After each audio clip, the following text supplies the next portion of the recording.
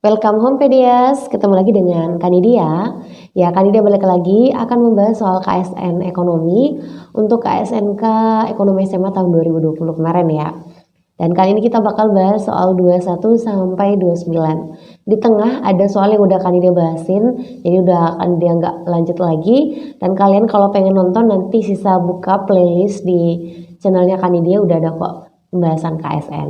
Nah, by the way, kalau kalian yang pengen persiapan KSN atau UTBK di bulan April nanti, Kanidia kebetulan mau buka kelas dan itu bisa kalian ikuti. Jadi yang minat ikut belajar bareng sama Kanidia, nanti boleh DM atau email ke Kanidia ya. Nah, sekarang langsung aja kita mulai 21 dulu ya. Beberapa kegiatan manajemen adalah sebagai berikut. 1. Membagi tugas, wewenang, dan tanggung jawab orang yang bekerja dalam perusahaan. 2. Menyusun struktur organisasi perusahaan. 3. Mengambil keputusan tentang cara-cara bekerja yang akan dilaksanakan. 4. Mencapai sasaran sesuai dengan kebijakan. Atau yang 5. Melakukan kegiatan yang telah ditetapkan.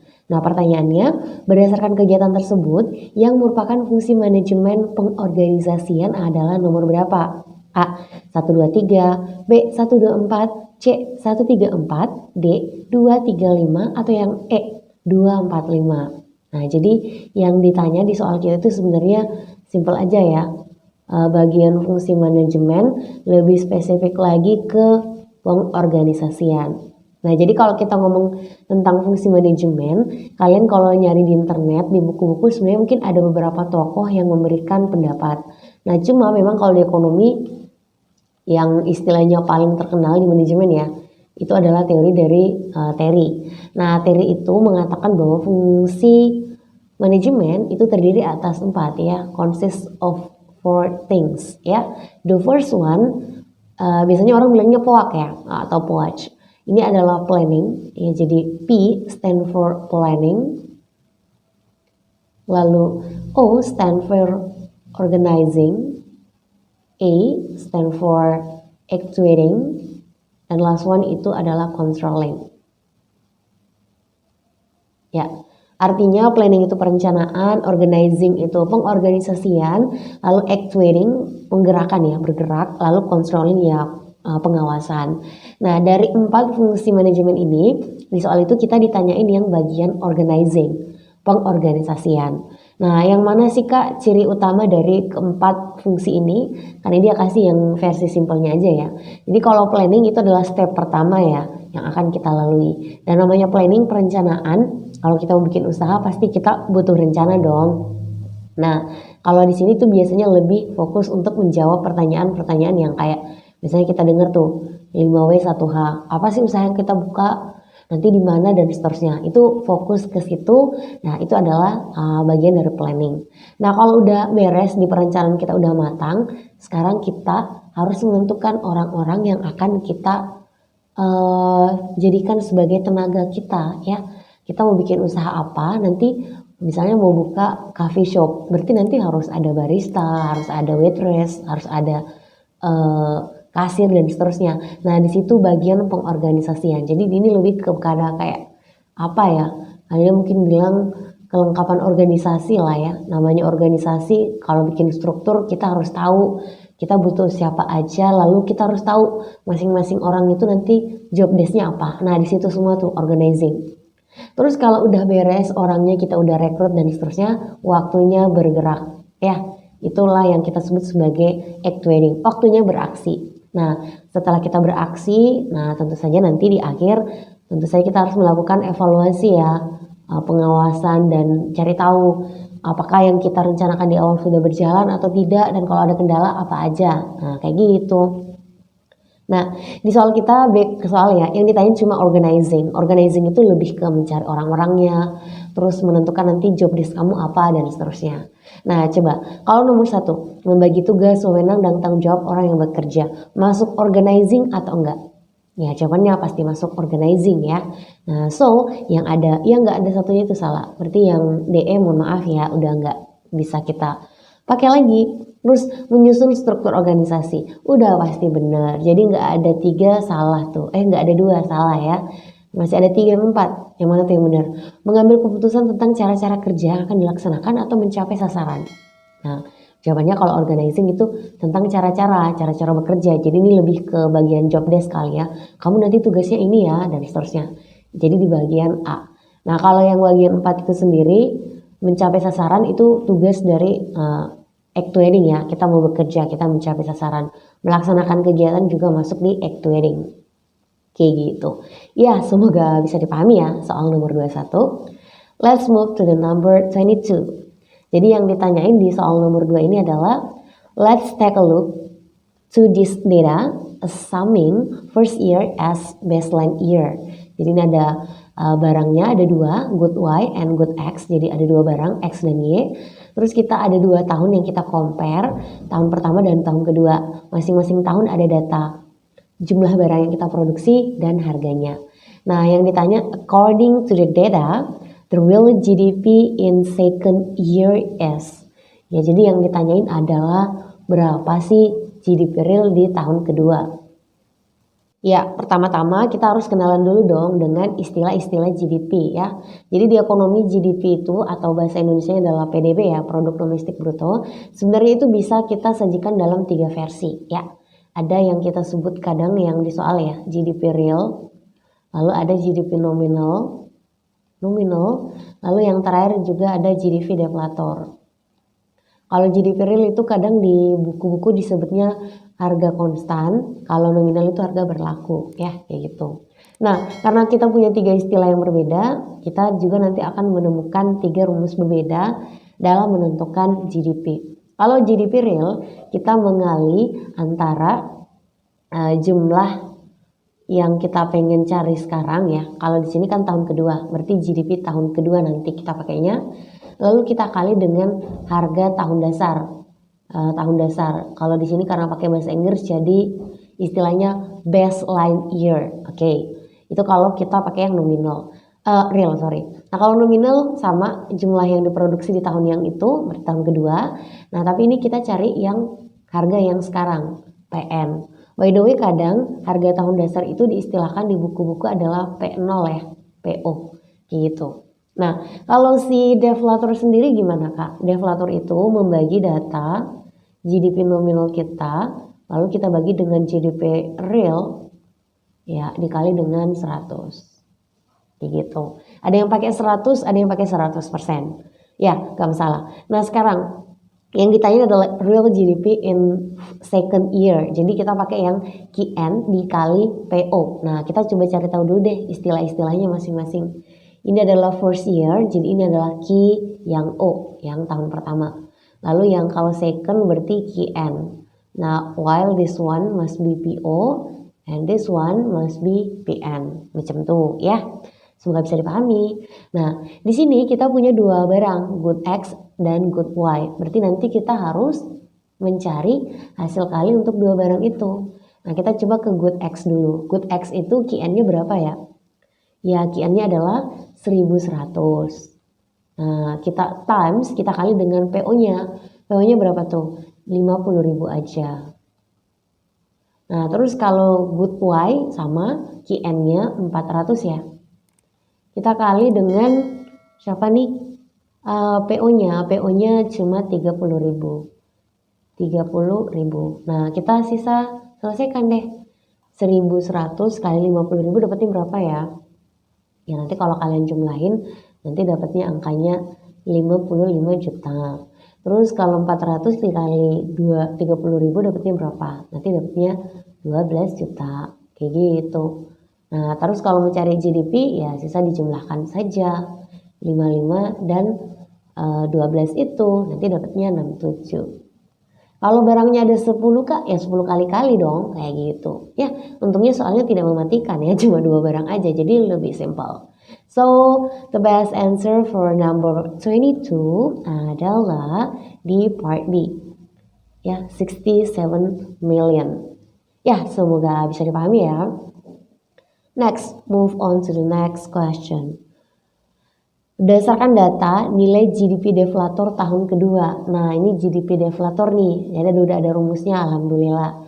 Nah, terus kalau GDP deflator tahun kedua berarti kita harus tahu dong nominal dan realnya di tahun kedua. Dan syukurlah kalau kalian perhatiin datanya sama dengan yang di atas. Berarti nanti ini kita udah bisa bilang, oh yang realnya tadi udah ketahuan 67 juta kayak gitu. Ini dikali 100. Kalau rumusnya pakai persen nanti berarti pakai persen ya. Sebenarnya Kanidia sendiri itu lebih sering menggunakan data yang 100 aja, tapi kadang memang ada buku yang pakai persen. Jadi apa yang harus kita lakukan Kak? Ya kalau Kanidia sih bilangnya kalian ikuti aja pembuat soal. Kalau pembuat soal lagi aliran pakai persen, pakai persen. Kalau enggak ya enggak usah. Nah jadi tugas kita sisa mencari GDP nominal untuk tahun kedua ya kayak gitu. So let's find out the GDP, nominal GDP untuk second year. Nah sama ini nanti kita punya dua barang lagi tuh, barang X dan barang Y. Nah barang X itu rumusnya QN kali PN. Nah QN kita kan masih sama tuh. Ini QN kita datanya pakai yang di atas aja udah jelas. QN kita masih sama 1100 lalu times QN. Nah PN-nya 40.000 ya. Jadi bukan lagi 50.000. Terus kalau Y sama aja, QN kita masih tetap 400 times PN-nya jadi 100.000 ya, mahal banget ya. Inflasinya horor banget nih. So, kita kaliin dulu lah. 1 juta, ini 1100 kali 40.000 itu nanti kalau kalian jumlahin dapatnya 44 juta. Terus kalau 400 kali 100.000 itu nanti dapatnya 40 juta kayak gitu. Lalu lakukan hal yang sama kita ya jumlahkan dong. 44 ditambah 40 pasti jawabannya iya, 84 juta lah. Nah 84 juta adalah GDP nominal, so sisa dimasukkan ke dalam data kita. 84 juta bagi dengan 67 juta dikali 100%. Nah nanti kalau kalian sana sini mengalinya ya nanti bakal dapat jawabannya yang bagian C 125,37 kayak gitu ya. Semoga bisa dipahami ya, amin. Next kita ke soal selanjutnya. Nah di soal nomor 24 itu Kanidia udah bahas ya. Jadi nanti Kanidia minta untuk nonton videonya cari di playlist KSN ya. 24 udah, 25 udah. Sama 26 juga udah. Ya jadi kita skip aja. So move on to the next question. Currently, online transportation facilities are in great demand by the public. The increasing demand for online transportation has resulted in increasing demand for motorized vehicle products. The increase in demand for motor vehicles was followed by an increase in bank credit. Increasing bank credit will cause inflation. Therefore, the most appropriate way for the monetary authority to avoid the inflation problem is A. The central bank makes selective lending policies to financial institutions. B. Reducing foreign debt. C. Stabilizing a ban on import of motorized vehicle products. D. Reducing government spending so as not to increase the money supply. Or last part, and E. Creating free public transportation so that people move away from online transportation so as to reduce congestions. Oke, itu soal dalam bahasa Inggris. Nah, kita artiin dulu ya. Jadi belakangan ini fasilitas transportasi online ya, ojek online dan seterusnya itu lagi great demand. Jadi lagi disukai banget sama publik. Nah, peningkatan permintaan untuk transportasi online itu mengakibatkan terjadinya peningkatan permintaan untuk motor ya. Kan pasti kita pakai ojol, berarti banyak tuh yang semangat minta beli motor. Nah, akhirnya peningkatan permintaan motor ini juga diikuti oleh peningkatan kredit di bank. Biasanya orang beli motor kalau di Indonesia itu banyak banget modalnya cicil ya, kredit di bank kayak gitu. Nah, kalau terlalu banyak kredit bank ternyata bisa menyebabkan inflation. Wow, jadi luar biasa nih efeknya. Hanya gara-gara terlalu banyak yang suka naik ojol, akhirnya bisa menyebabkan inflasi. Nah, inflasi is a big problem kan, karena inflasi itu artinya peningkatan harga-harga barang. Dan itu bahaya, emak-emak apalagi pasti akan sangat marah. Nah, jadi pertanyaan adalah, apa sih cara yang paling cocok untuk mengatasi masalah inflasi yang bisa diambil oleh monetary authority, pengambil kebijakan moneter, otoritas moneter lah ya. kayak gitu. Nah, bagian A, katanya bank sentral harus membuat kebijakan yang selektif kalau bagian peminjaman ke bagian institusi keuangan.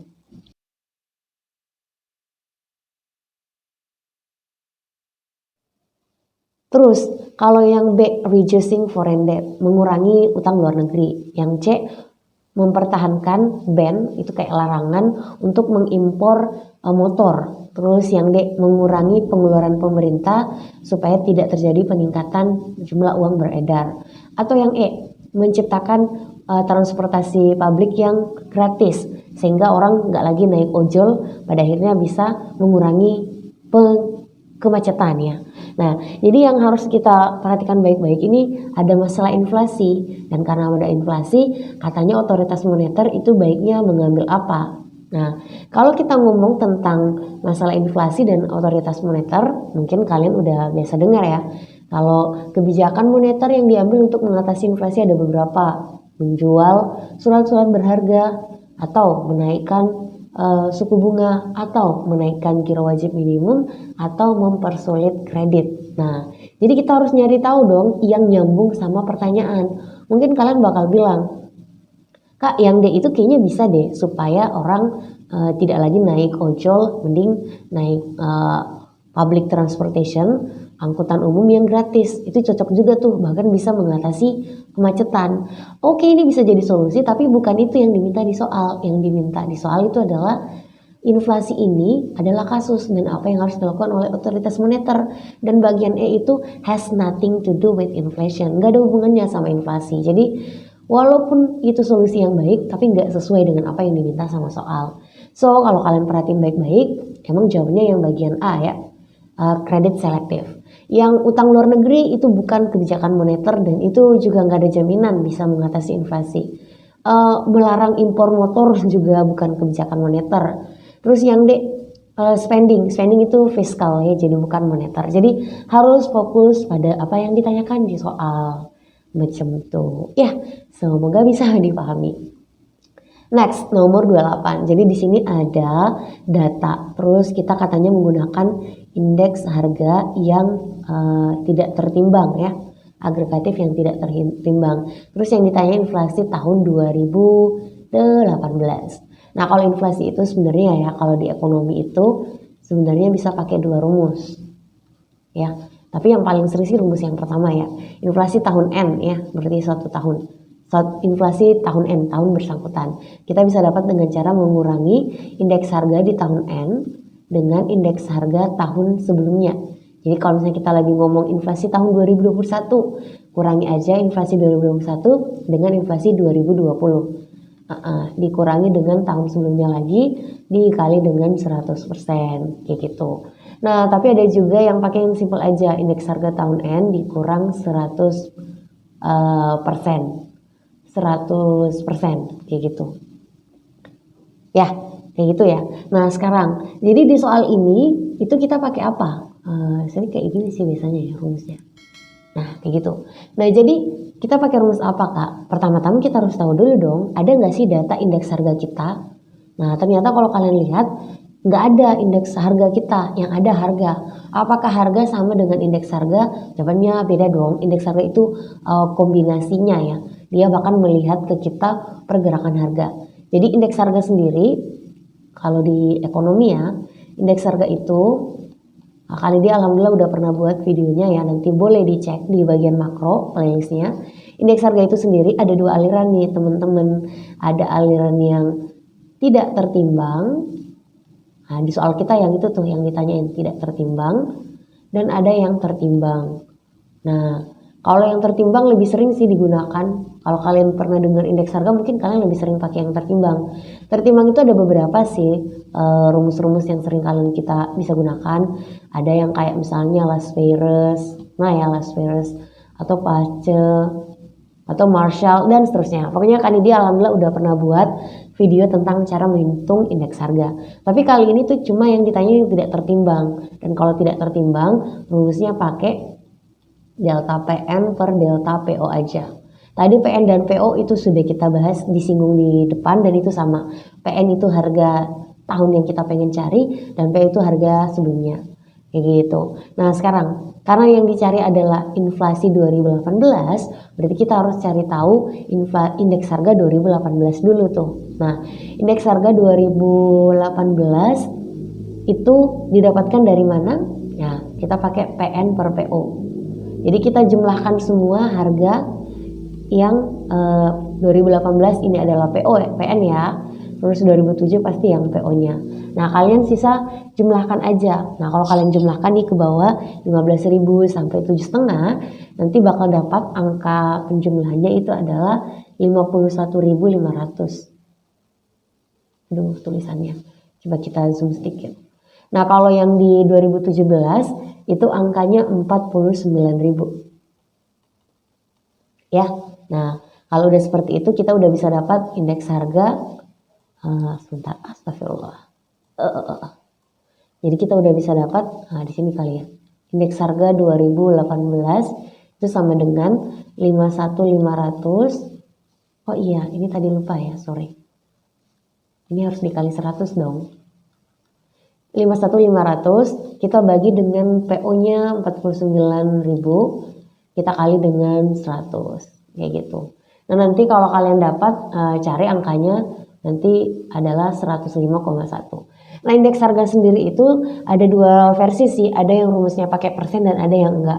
Kalau Kanidia kadang lebih suka pakai enggak pakai persen, tapi kalau dipaksa harus pakai persen juga bisa. Kayak gitu ya, jadi difleksibelkan saja sama data yang ada.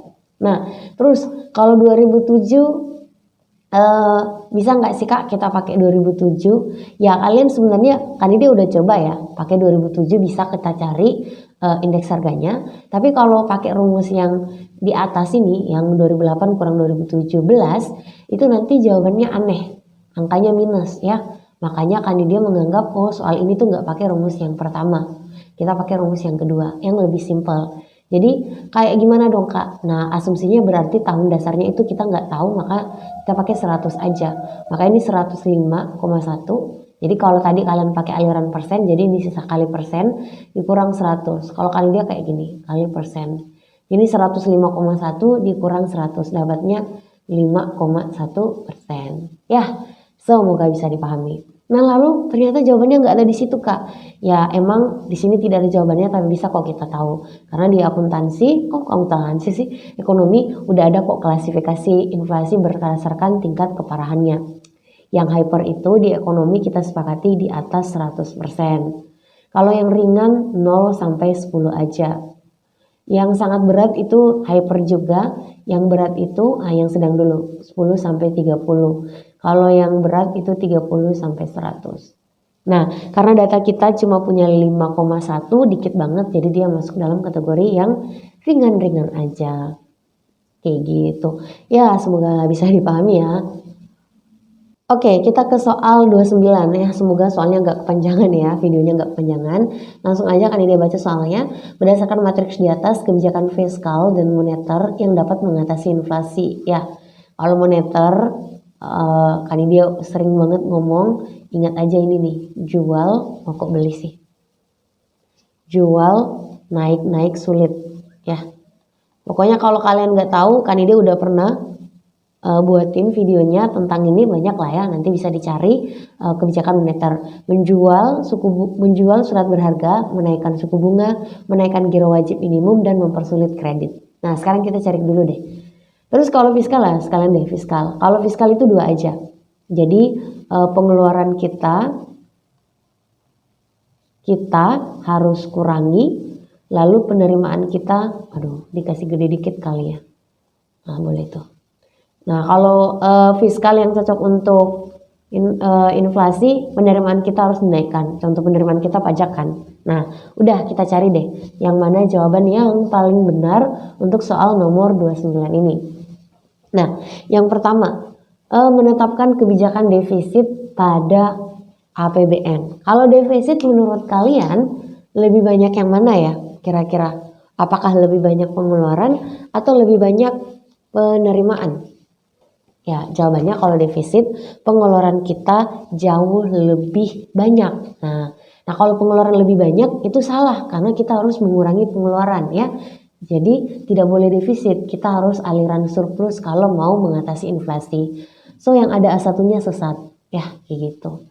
Semoga bisa dipahami. Nah terus yang kedua, menaikkan tarif pajak. Nah pajak itu kan termasuk penerimaan kan. Kalau kita naikkan tarif pajak berarti penerimaan pajak kita harusnya juga mengalami peningkatan. Jadi yang nggak ada duanya, nggak ada aduannya salah. Nah ini DE sudah salah, alhamdulillah. A3 benar katanya, menerapkan kebijakan tax amnesty. Tax amnesty itu pengampunan pajak, maksudnya kayak gimana? Kan sebagai warga negara yang baik, kita harusnya bayar pajak dong. Nah tapi di dunia ini, kehidupan itu sedikit jahat, kadang ada orang yang tidak mau membayar pajak. Nah apa yang terjadi? Pemerintah buat kebijakan namanya tax amnesty. Jadi modelnya kayak gini, kamu yang seharusnya bayar pajak tapi tidak kan nakal. Nah tapi kan ini pemerintah baik, kamu boleh bayar pajak sekarang yang dulu-dulunya kamu belum bayar pajak dan dikasih diskon. Jadi lumayan lebih murah dibandingkan nanti kedapatan dan harganya lebih mahal. Nah itu adalah tax amnesty dan itu lumayan efektif lah ya meningkatkan penerimaan pajak kita. Ini sudah pernah dilaksanakan tax amnesty itu. Jadi ini juga termasuk penerimaan yang buat penerimaan kita meningkat. Jadi emang A3 itu benar. Sekarang sisa galau antara B1 atau B2. Nah, tadi kita udah sepakat jual naik-naik ya. Nah, ini menawarkan. Kalau menawarkan jual atau beli? Ya, ini menawarkan jual pasti ya. Jadi ini benar. Kenapa? Karena B2 juga salah menurunkan. Harusnya kita menaikkan. Jadi best answer memang udah jawabannya yang bagian B. Ya, Kanidia rasa itu aja pembahasan untuk soal KSN kali ini. Semoga videonya nggak kepanjangan dan terima kasih udah nonton sampai akhir. Kalau kalian senang dengan video ini, bantu support Kanidia dengan cara di-subscribe dan di-share sebanyak-banyaknya ke teman-teman kalian, terutama yang lagi ngambis buat persiapan KSN 2021. Kanidia doain yang terbaik buat kalian. Jangan lupa bahagia dan selalu bersyukur. Alhamdulillah. Sampai jumpa di video Kanidia yang lain. Assalamualaikum.